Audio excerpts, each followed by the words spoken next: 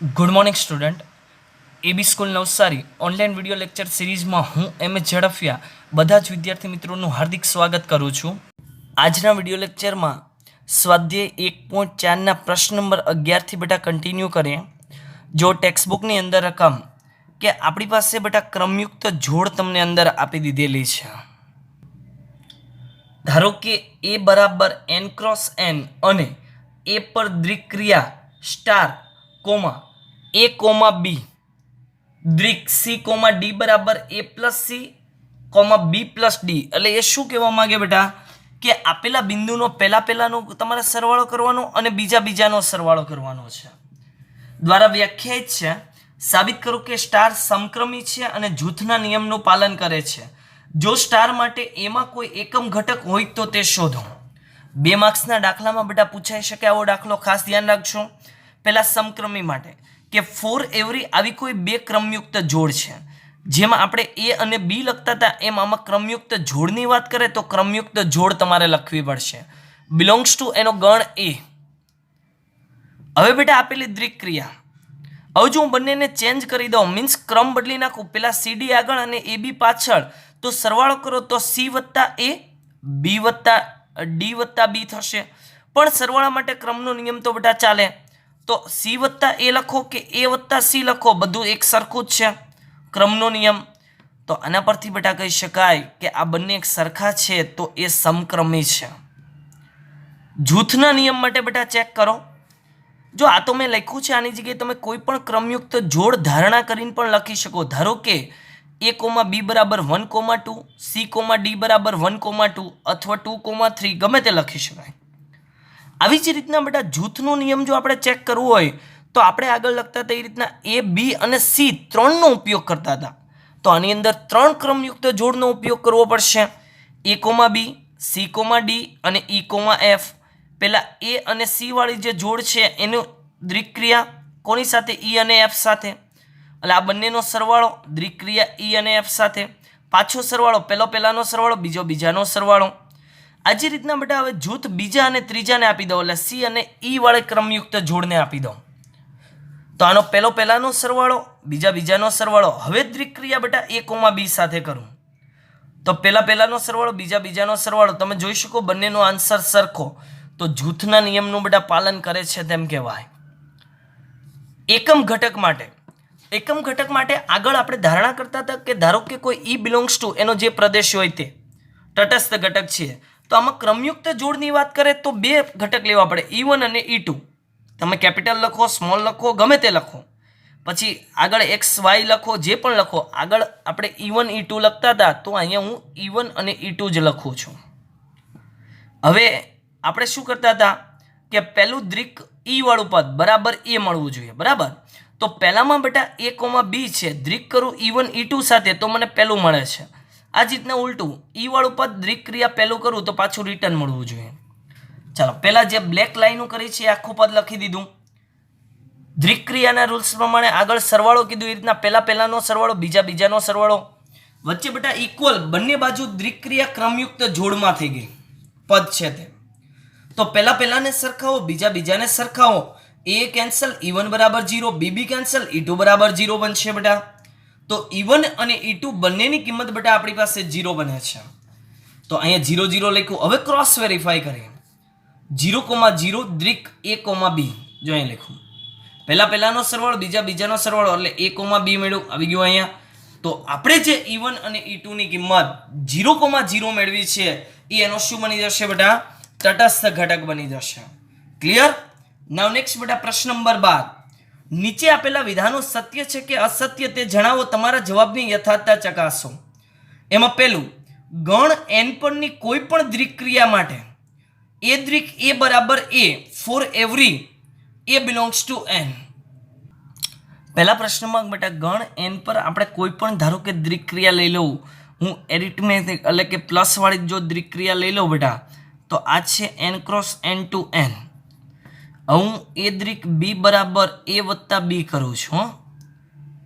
હવે અત્યારે બંનેમાં એની વાત કરે તો બંનેમાં એ લઈ લઉં. ધારો કે મેં એ બરાબર બેટા 3 લીધું. શું લીધું? એ બરાબર 3. તો અંદર છે મુજબ આન્સર એ દ્વિક એ બરાબર એ આન્સર એટલે કે 3 મળવું જોઈએ.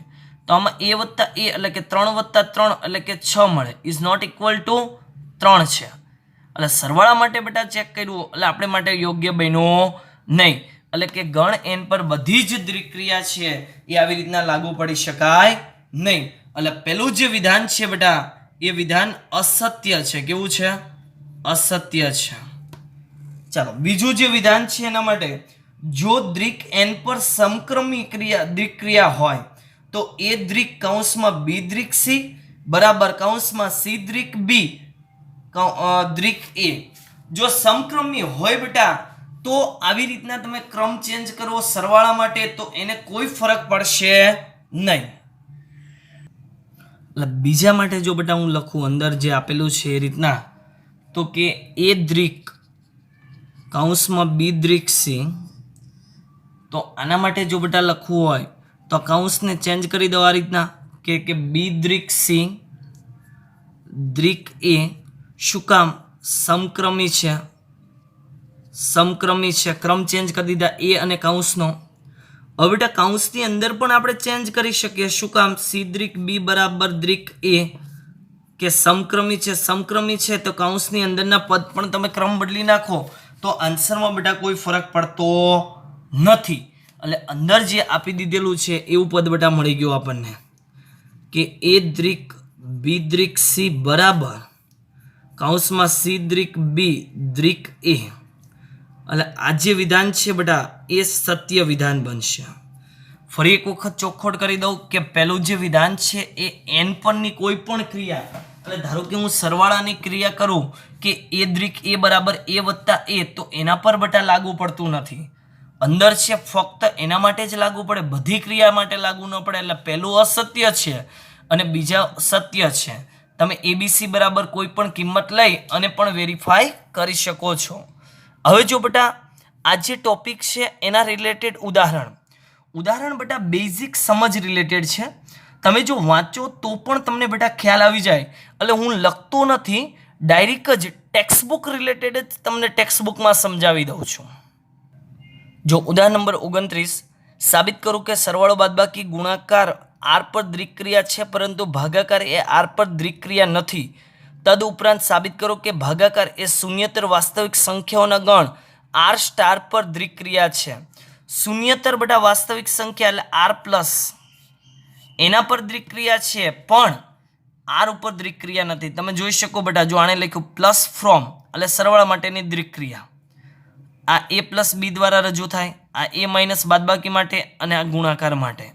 એટલે સરવાળો બાદબાકી ગુણાકાર વિધેયો હોવાથી તે r પરની દ્વિક્રિયા છે. એટલે લખી શકાય આવી રીતના. જ્યારે બેટા જો ભાગાકાર લખું તો a ભાગ્યા b થાય. આ શું કામ નથી કે જો b ની કિંમત 0 હોય તો, કેમ કે r માંથી લેવાની કે તો 0 પણ બેટા બની શકે. તો અહીંયા લખાય બેટા કે ભાગાકાર from r cross r tends to r a, b tends to h by b દ્વારા આપી શકાય નહીં. તે વિધેય નથી અને તે દ્વિક્રિયા નથી. શું કામ? તો આ બેટા એનું કારણ છે.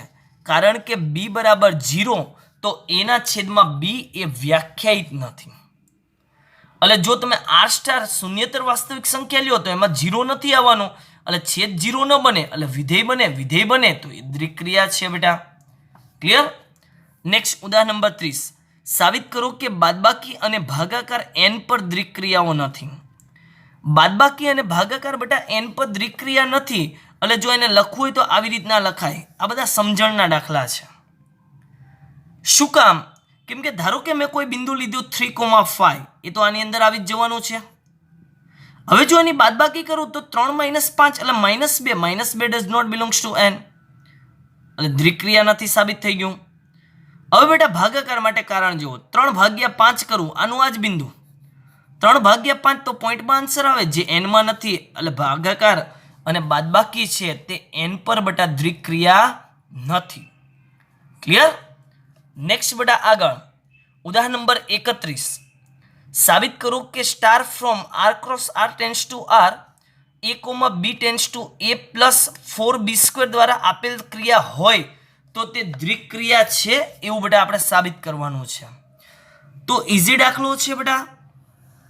આપણે ચેક કરી દેવાનું a બરાબર 1 અને b બરાબર 2 લઈને. તો એ બરાબર બેટા 1 અને બી બરાબર 2, 2 નો વર્ગ 4, 4 અને 4 એટલે કે 16 એટલે કે 17 મળે. 17 બિલોંગ્સ ટુ આર છે. તમે કોઈ પણ કિંમત લઈ શકો આર માંથી. એટલે આ લોકોએ ડાયરેક્ટ શોર્ટમાં લખી દીધું બેટા કે આર ક્રોસ આરની પ્રત્યેક જોડ એ કોમા બી ને આરના અનન્ય ઘટક a પ્લસ 4b² સાથે સાંકળે છે. તેથી સ્ટાર એ આર પર દ્વિક્રિયા છે એવું આપણે લખી શકીએ. 32 નંબર, ધારો કે પી એ આપેલ ગણ x ના તમામ ઉપગણોનો ગણ છે.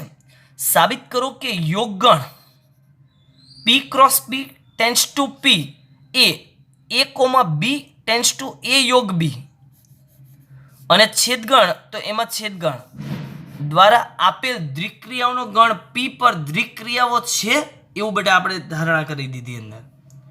તો યોગગણ પ્રત્યેક જોડ a comma b belongs to p cross p એટલે આની અંદર જ છે બેટા ને p ના અનન્ય ઘટક યોગગણ સાથે સંગત કરે છે એટલે યોગગણ છે દ્વિક્રિયા છે.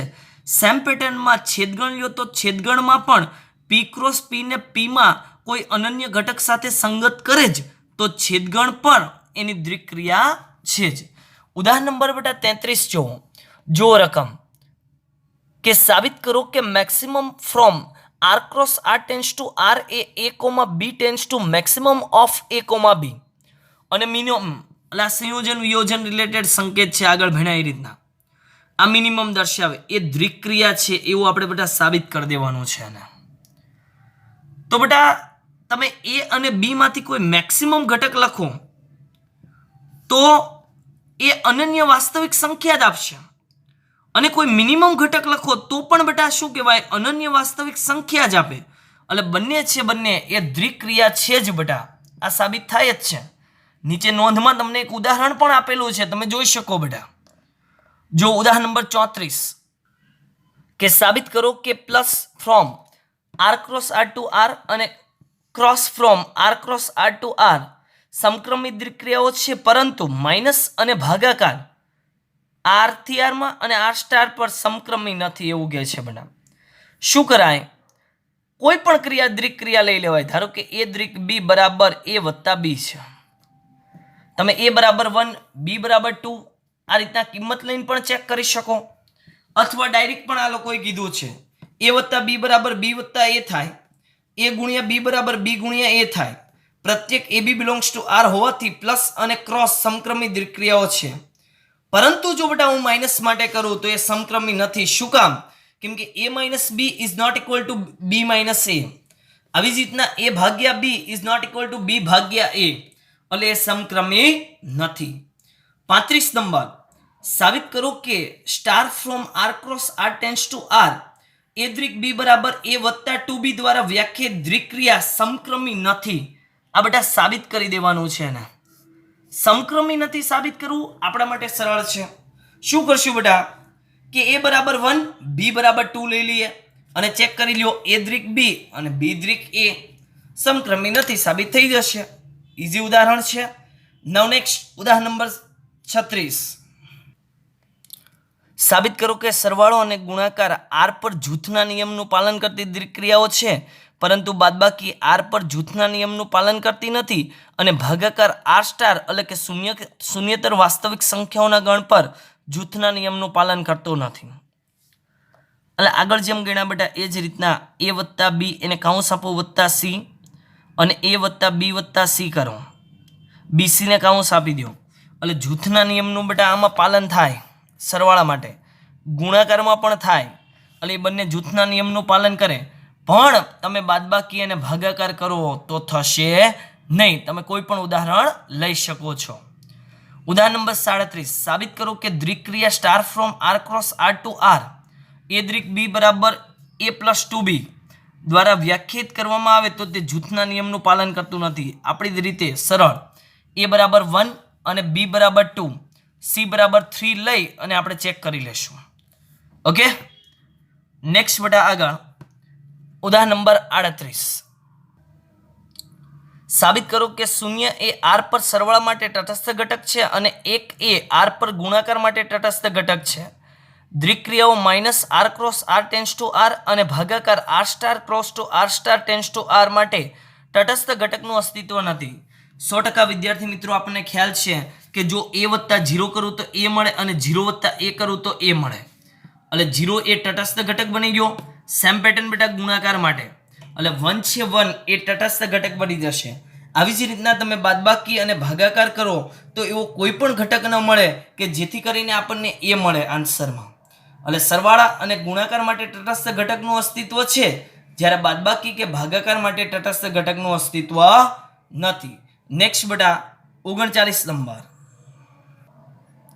સાબિત કરો કે r પર સરવાળાની દ્વિક્રિયા પ્લસ માટે માઇનસ a ઘટક a નો વ્યસ્ત છે તથા ગુણાકારની ક્રિયા ક્રોસ માટે શૂન્યતર a ને સંગત 1/a r પર ઘટક a નો વ્યસ્ત છે. 100% a હોય a એના સરવાળા માટે લખું તો માઇનસ a લખવું પડે તો જ આન્સર બેટા આપણને 0 મળે, એનો શૂન્ય અસર તટસ્થ ઘટક. અને ગુણાકાર માટે a ની સાથે ગુણાકારમાં 1/a કરું તો જ આન્સર બેટા 1 મળે. એટલે માઇનસ એ સરવાળા માટે વ્યસ્ત ઘટક બન્યો અને 1/a એ ગુણાકાર માટે બેટા a નો વ્યસ્ત ઘટક બન્યો. એટલે 100% સાચું છે. ઉદાહરણ નંબર 40. સાબિત કરો કે માઇનસ એ n પર સરવાળાની દ્વિક્રિયા પ્લસ માટે a બિલોંગ્સ ટુ n નો વ્યસ્ત નથી. જોજો a બિલોંગ્સ ટુ બેટા n છે, આમાં r હતું, આમાં n છે, એટલે બેટા નથી એવું સાબિત કરવાનું કહે છે. અને ગુણાકાર માટે 1/a n પર ગુણાકારની ક્રિયા માટેનો વ્યસ્ત નથી એવું કહે છે. ક્યારે? કે જો n પર હોય તો જ, r પર હોય તો છે. તો n માં સરવાળા માટે તટસ્થ ઘટક ન હોવાથી કોઈ પણ ઘટકના વ્યસ્ત ઘટકનો પ્રશ્ન ઉદ્ભવિત થતો નથી, કેમ કે સરવાળા માટેનો તટસ્થ ઘટક શૂન્ય છે, જે n માં કોઈ દિવસ આવવાનો જ નથી. એટલે એવો કોઈ પ્રશ્ન બેટા રહેતો નથી. અને ગુણાકાર માટે જો બેટા જોઈએ તો ગુણાકાર માટે 1/a એ n પર ગુણાકારની દ્વિક્રિયા માટે a નો વ્યસ્ત નથી. તો એને જો બેટા આપણે સાબિત કરવું હોય તો આ જ પ્રમાણે n માં a is not equal to ધારો કે 1 છે તો 1/a is not equal to n બને. જો 1 હોય તો પોસિબલ થઈ ગયું, 1 આવે, પણ એની કિંમત 1 કરતાં જો અલગ છે તો અપૂર્ણાંક મેળવો અને અપૂર્ણાંક છે એ બેટા કોઈ દિવસ n માં આવે નહીં. તો એટલા માટે અહીંયા લખ્યું કે n પર ગુણાકારની દ્વિક્રિયા માટે 1 સિવાયના કોઈ પણ ઘટકનો વ્યસ્ત અસ્તિત્વ ધરાવતો નથી, ખાલી 1 નો જ વ્યસ્ત અસ્તિત્વ ધરાવે છે. ક્લિયર? સરળ એક્ઝામ્પલ છે બેટા સૌથી. નેક્સ્ટ આગળ. હવે બેટા સ્વાધ્યાય 1 ની અંદર બાકી રહેલા પ્રશ્નની આપણે શરૂઆત કરીએ. જો સ્વાધ્યાયમાં બેટા પ્રશ્ન નંબર 9 રકમ છે આપેલ અરિક્ત ગણ x no ઘાતગણ p of x છે. x ગણ છે એનો ઘાતગણ p of x છે. દ્વિક્રિયા star from p of x cross p of x tends to p of x એ a દ્વિક b બરાબર a છેદ b for every a, b belongs to p of x દ્વારા વ્યાખ્યાયિત છે. સાબિત કરો કે x એ આ ક્રિયા માટે તટસ્થ ઘટક છે અને દ્વિક્રિયા સ્ટારને સાપેક્ષ p of x માં કેવળ x જ વ્યસ્ત સંપાદન છે, એટલે x ને જ વ્યસ્ત મળે એવું બેટા એ દર્શાવે છે. ચાલો સૌપ્રથમ તટસ્થ ઘટક માટે જોઈએ તો છેદગણની બેટા ક્રિયા છે આ દ્વિક્રિયા. આપણે જેમ લખતા હતા એમ મેં લખી દીધું. અરિક્ત ગણ એટલે x is not equal to ખાલી ગણ. હવે તટસ્થ ઘટક માટે તો કે ધારો કે e કેપિટલ e લીધો, કેપિટલ x છે એટલે belongs to p of x તટસ્થ ઘટક છે. તો a દ્વિક e બરાબર a બરાબર e દ્વિક a. ચાલો પહેલાનો ઉલ્લેખ કરીએ. બંનેનો છેદગણ બરાબર a. ક્યારે પોસિબલ છે બેટા? કે જો e છે એ x હોય ત્યારે પોસિબલ છે. શું કામ? કેમ કે x ગણ છે એનો ઘાતગણ p of x છે, એટલે x ની અંદર a આવેલો જ હોય તો જ આન્સરમાં મને a મળે, નહીં તો મળે નહીં. એટલે અહીંયા લખ્યું x સાર્વત્રિક ગણ છે, લઈએ તો જ a છેદ e બરાબર a થાય.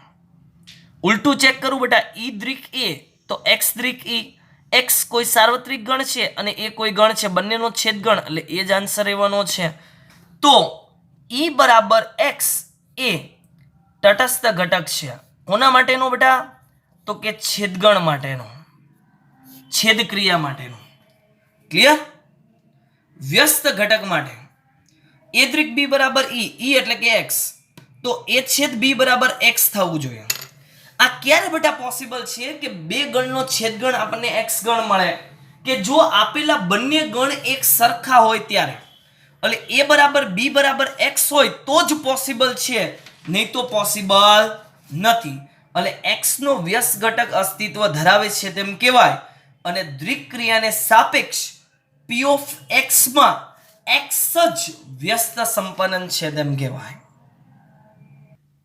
તો બેટા આપણે લખી શકીએ એ બરાબર બી બરાબર એક્સ લઈએ તો જ છેદગણમાં પોસિબલ છે. જે હું આગળ બોલ્યો તે રીતના આપણે લખી દઈશું.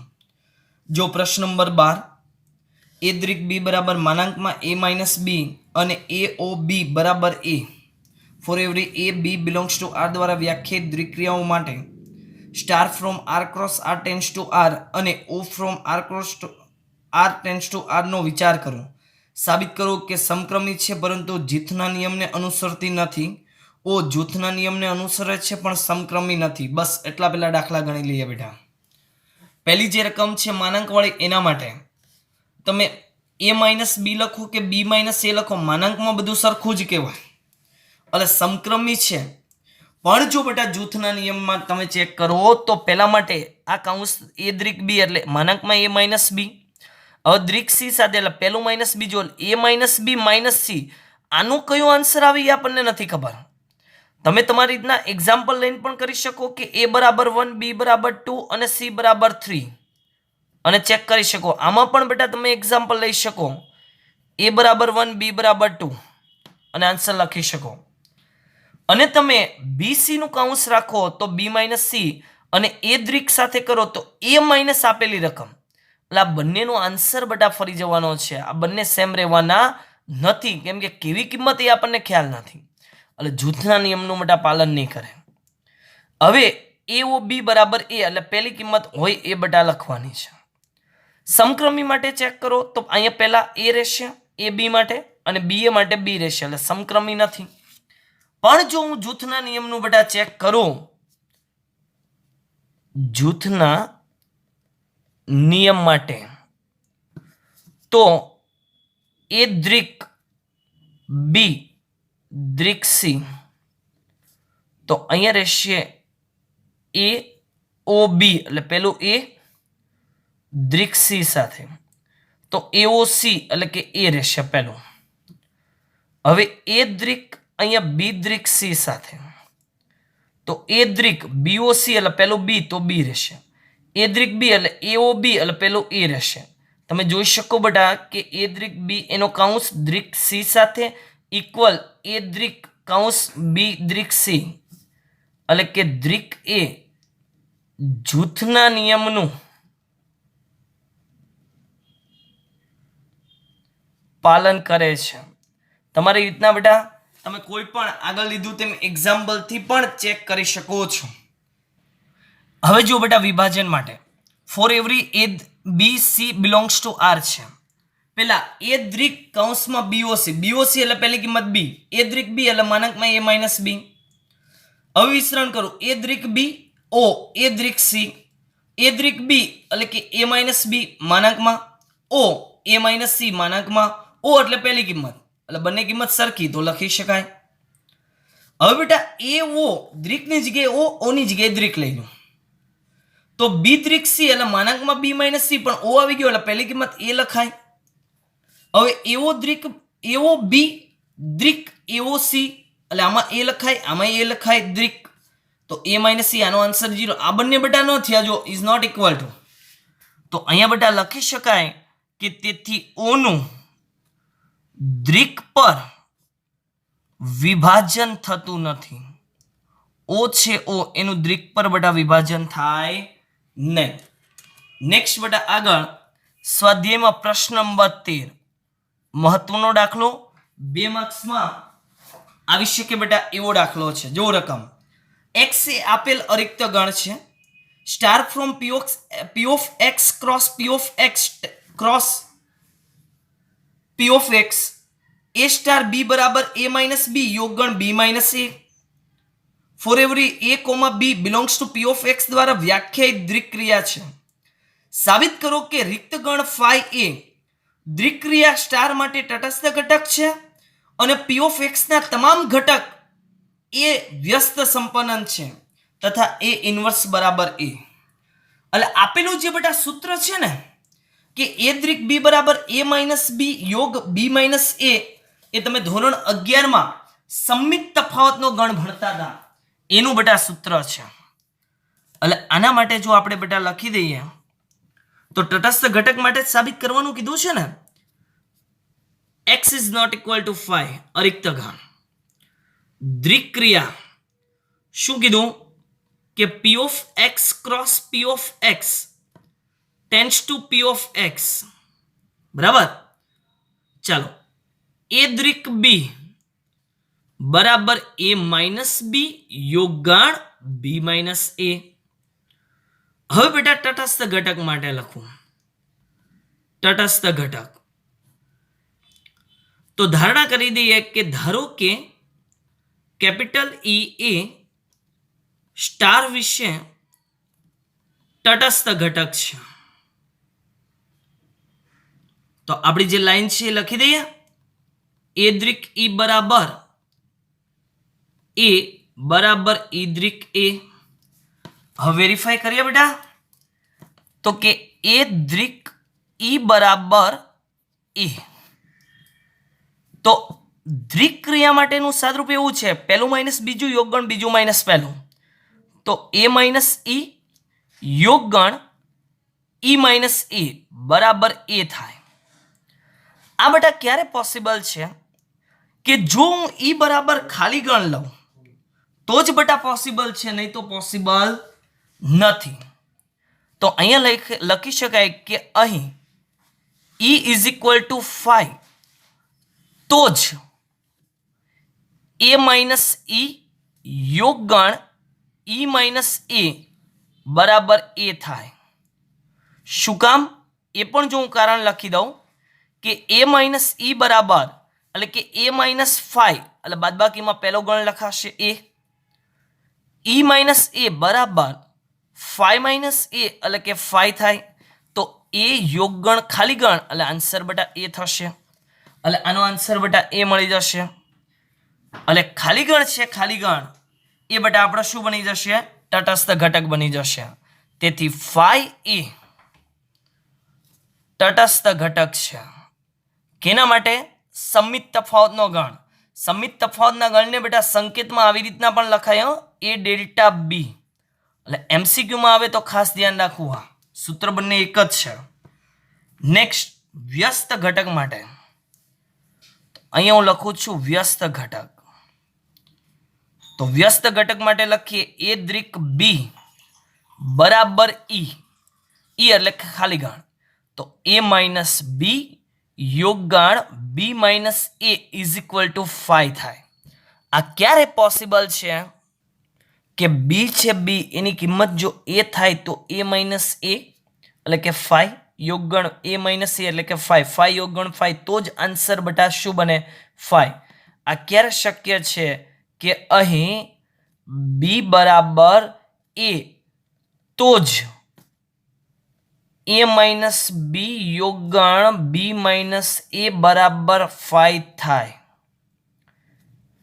તો વ્યસ્ત બી એટલે ખરેખર બેટા શું કહેવાય એ ઇન્વર્સ બરાબર એ થશે. ક્લિયર?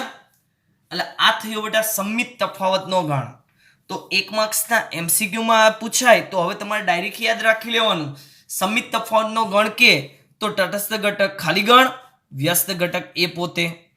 આવી રીતના બેટા યાદ રાખીશું. પ્રશ્ન નંબર 19 અને આ સ્વાધ્યાયનો બેટા છેલ્લો દાખલો. પ્રશ્ન નંબર 19 કે એ બરાબર ગણમાં છે a, b. એના પર દ્વિક્રિયાની સંખ્યા લખી છે કે દ્વિક્રિયાઓની કુલ સંખ્યા બેટા વર્ણવી છે. આની સાબિતી જરૂર નથી, એમસીક્યુમાં આવે એટલા માટે હું સૂત્ર લખાવી દઉં n/n². n ની ઘાતમાં n² લખવા. n એટલે આપેલા ગણના સભ્ય કેટલા છે n બરાબર 2. તો અહીંયા રહેશે બેટા 2 2 ની ઘાતમાં 2 એટલે 2 ની ઘાતમાં 4, 2 ની ઘાતમાં 4 એટલે કે 16.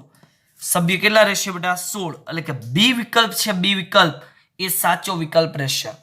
આ જ દાખલામાં જો એવું કીધું હોય કે સમક્રમી દ્વિક્રિયા ની સંખ્યા બેટા આપણને વર્ણવે કે સમક્રમી દ્વિક્રિયાની સંખ્યા, તો એનું સૂત્ર રહેશે n ની ઘાતમાં n ઇન્ટુ n પ્લસ 1 ડિવાઈડ બાય 2 થશે.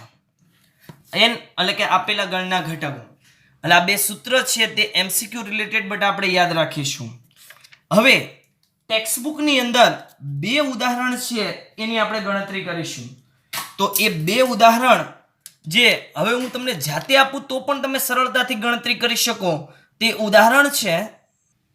ઉદાહરણ નંબર 45, જેમાં દ્વિક્રિયા જૂથના નિયમને અનુસરે છે, સમક્રમી છે કે નહીં એ નક્કી કરવાનું છે. અને ઉદાહરણ નંબર બેટા 49 કે જે 1 માર્ક્સ રિલેટેડ પૂછાય, તો આ બંને ઉદાહરણ હવે સેલ્ફમાં તમે જાતે કરી શકો. તો આ સાથે બધા જ દાખલા હું અહીંયા બેટા સંપૂર્ણ પૂર્ણ કરું છું. અને નેક્સ્ટ આપણા લેક્ચરની અંદર ચેપ્ટરનું રિવિઝન જોશું. ફરી મળીશું. Thank you.